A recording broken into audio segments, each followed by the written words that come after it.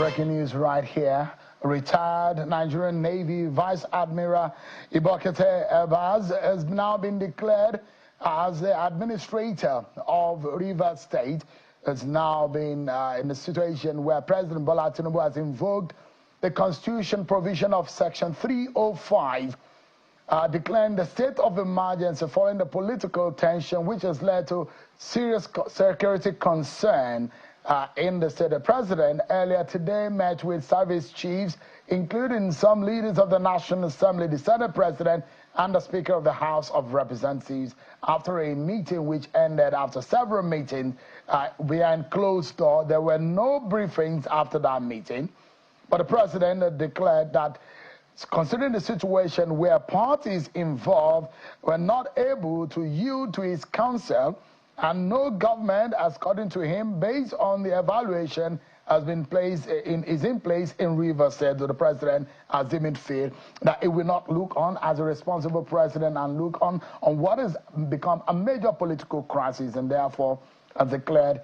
retired Vice Admiral Ibokete Ebaz as the administrator in Rivers State. I'm being joined tonight on the program. Let's get some legal perspectives to it, and of course, get to know what is going on without having to understand what may have happened today. We wanted to discuss this program. So Mr. Tony Cole, the APC governorship candidate in Rivers State in 2023, is our guest also on the program. So it does happen. A few minutes ago, we got a hint that this is going to happen, and the president is going to address the nation on the situation in Rivers State. So tonight, let's give you some perspectives into this. But let me refresh your memory on what exactly the president said about the state of emergency in Rivers State. It has become inevitably compelling for me to invoke the provision of the Section 305 of the Constitution of the Federal Republic of Nigeria, 1999, as amended, to declare a state of emergency in Rivers State with effect from today, 18th March, year 2025, and I so do. By this declaration, the governor of Rivers State, Mr. Siminalayi Fubara, his deputy, Mrs. Ngozi Odu, and all elected members of the House of Assembly State are hereby suspended for an initial period of 6 months. In the meantime, I hereby nominate Vice Admiral Ibokete Ebaz, retired, as administrator to take charge of the affairs of the state and the interests of the good people of Rivers State. For the avoidance of doubt, this declaration does not affect the judicial arm of Rivers State, which shall continue to function in accordance with their constitutional mandate. The administrator will not make any new laws. He will, however, be free to formulate regulations and may be found necessary to do his job, but such regulations will need to be considered and approved by the Federal Executive Council and promoted by the President for the state. This declaration has been published in the Federal Gazette, a copy of which has been forwarded to the National Assembly in accordance with the Constitution. It is my fervent hope that this inevitable intervention will help to restore peace and order in Rivers State by awakening all the contenders to the constitutional imperatives, binding on all political players in the That's earlier on, portion of what the president said in his nationwide address. So who is the administrator in Rivers State? Who is the man that's going to be in charge for the initial 6 months? Is retired Vice Admiral Ibokete Ebaz, who is a former chief of naval staff. The man whose picture you're seeing earlier on your screen, Vice Admiral Ebaz, was the chief of naval staff from 2015 to 2021, and he will be serving as the administrator, taking over from Governor Siminalayi Fubara and his deputy for an initial 6 months. What do we know as of now? much we are telling you, but legally, what does this mean? What are the situation from the Rivers people point of view?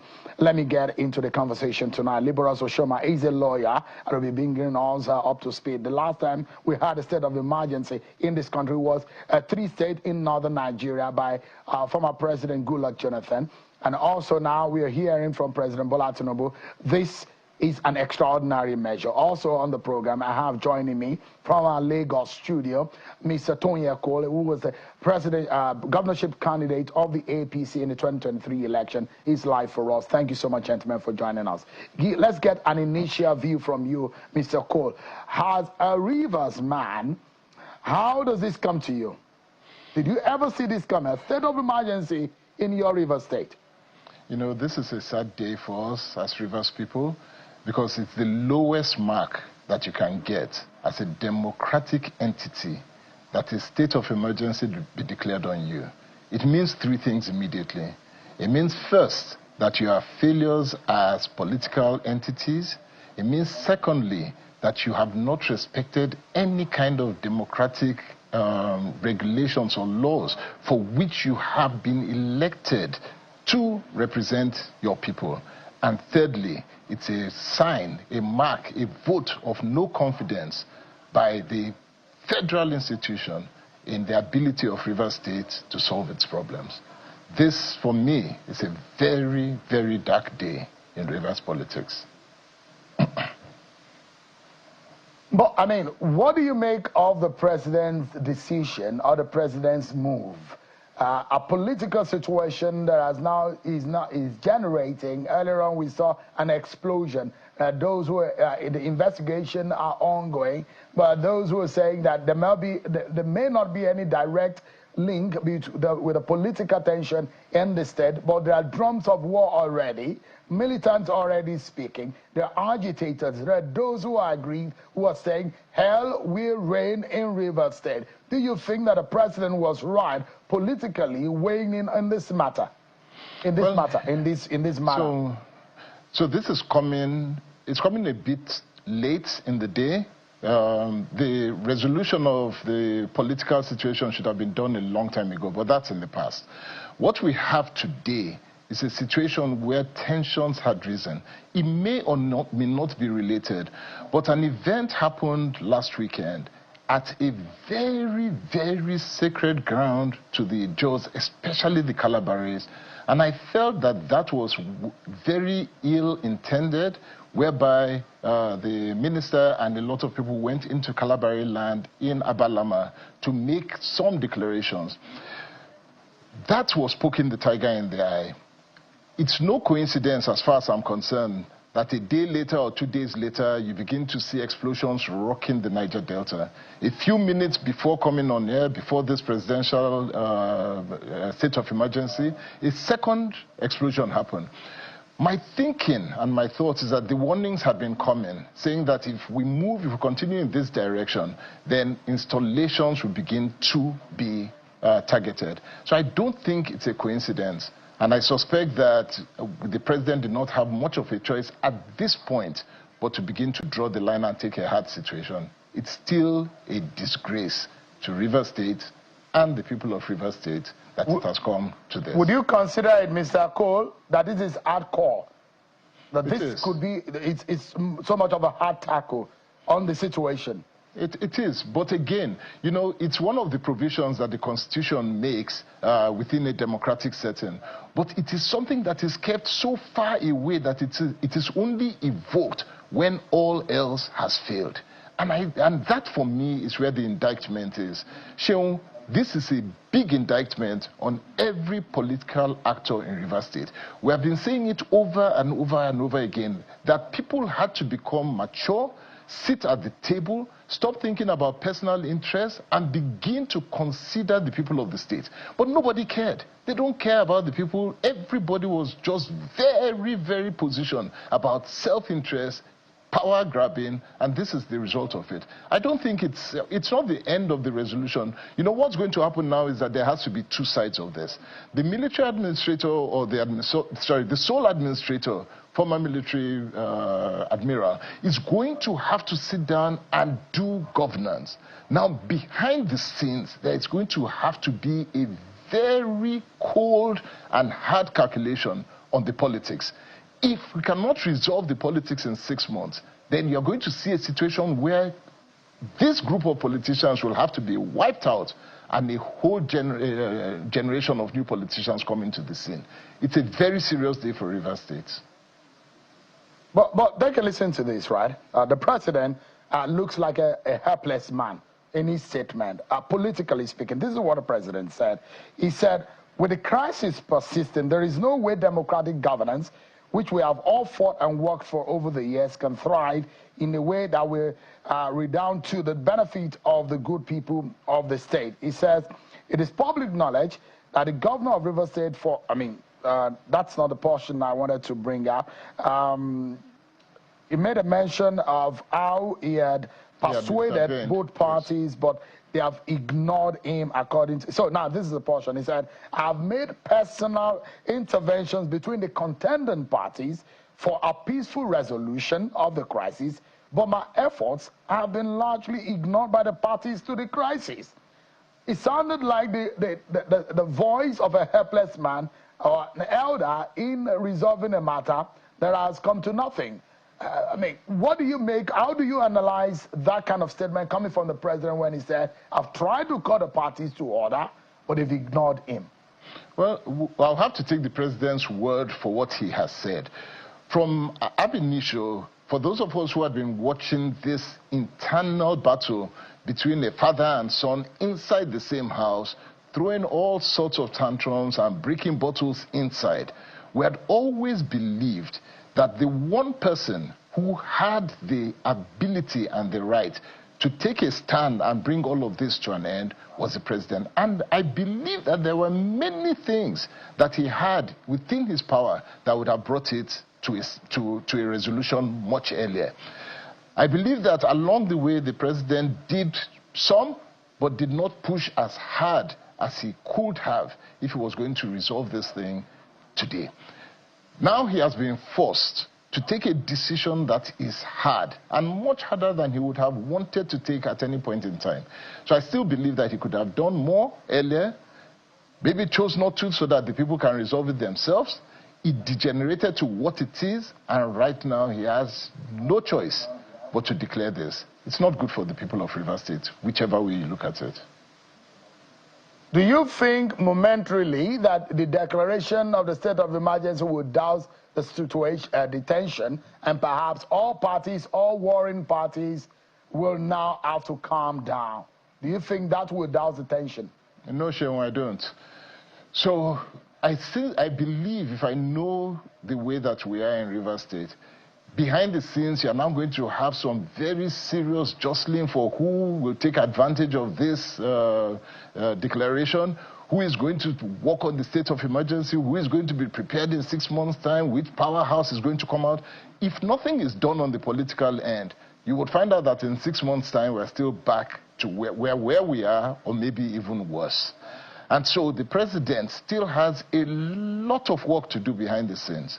This is the time when you really have to call people together and let them know that their political future is either totally dead if they do not do this, or people come together to work out a resolution. If in 6 months' time, all political parties do not, or let me change that, if in 6 months' time, all political actors do not come out with a resolution amongst themselves as to how they are going to move Rivers State forward for the benefit of the people of Rivers State, nothing will change. Give us an understanding of how, because I brought you on the program some months ago and I asked you, what do you think were the possible or the very strong possibility of resolving this crisis? And you gave me some names, about 4 of them, that you think can weigh in. But it does look like those measures were not considered. But with the situation on the ground right now, has this not gone beyond the powers of Siminalayi Fubara and Nyesom Wike? Oh, wow. So first of all, thanks to Libelous. He has opened a whole different can of worms And it's a very serious issue that he has put on the table. And it just kind of cements the position that I have that this is going to be a long haul. Essentially, back to how do we resolve this issue? I said earlier on that the administrative issue, they've signed that into law, that's going to continue. But what you're going to be seeing now, behind the scenes politically, are three possibilities. The first possibility is that there might be a challenge on the legal aspect of the state of emergency. So some people may go to court and that will just bring things back. The second may be a consolidation of hard positions, as I said earlier on, where people are trying to take advantage of this state of emergency. But Seun, the third is always where I have been, that we need to have cool heads that are going to sit around the table and decide that, you know what, big sacrifices have to be made. This state of emergency is not good for us. It's not good for the state. And coming out of it, whether it's 6 months or 1 year, things have to change drastically. So we're back to how do we find a solution? And I will still believe that the only way that we're going to solve Rivers' problem is that all the parties who have been worrying, and not just Sim and Wike, but every other party must come to that table and decide to give up ground. If we don't choose to give ground up, nothing will change. So, big battles ahead. Yeah. Now, so the political tools or the powers that both parties in this field wield, where the governor has a political power. Nyesom Wike, the former governor, is a sitting minister, FCT minister, so that political power is there also. But now, by the proclamation of the president, Siminalayi Fubara has lost momentarily his political power. There are those who will be thinking on Siminalayi Fubara's camp that you've taken power from one side of the divide and one other party has its power retained. Is that balance? Is that fair? And that's a very, very good question. And that's why I said that the political work behind the scenes still has to happen. And people are going to raise this question. And again, it will fall on the president to show balance and show fairness. He has to step back and really be the father of the nation at this point in time. He has taken a position which he says that this is for the good of the people. But then there are political actors on both sides that have not been acting on the good of the people. Now, is the president willing to diffuse that balance? And one of the suggestions that you've made might be to say that, you know what, everybody who is a political actor within the federal level should step down. Everybody who is a political actor within the state level should step down. Let's bring everybody back to status quo and let's start building up from there. Very hard decisions have to be taken by the president on the political side. What he has done on the side of the administrative side, state of emergency, is a very tough decision on that side. But the decision politically has not yet been taken in the way that is going to resolve this crisis. And until that is done, I'm afraid that this war continues. When the president, Mr. Cole, says that I've spoken to both sides of the divide and I've tried to intervene personally, but they've ignored me, is it not an indictment? Let's assume that on one part, he doesn't have power over the governor. But what about his political appointee? And I was trying to ask you that question. What does this mean? If the president said, Minister Nyesom Wike ignored me, Siminalayi Fubara ignored me.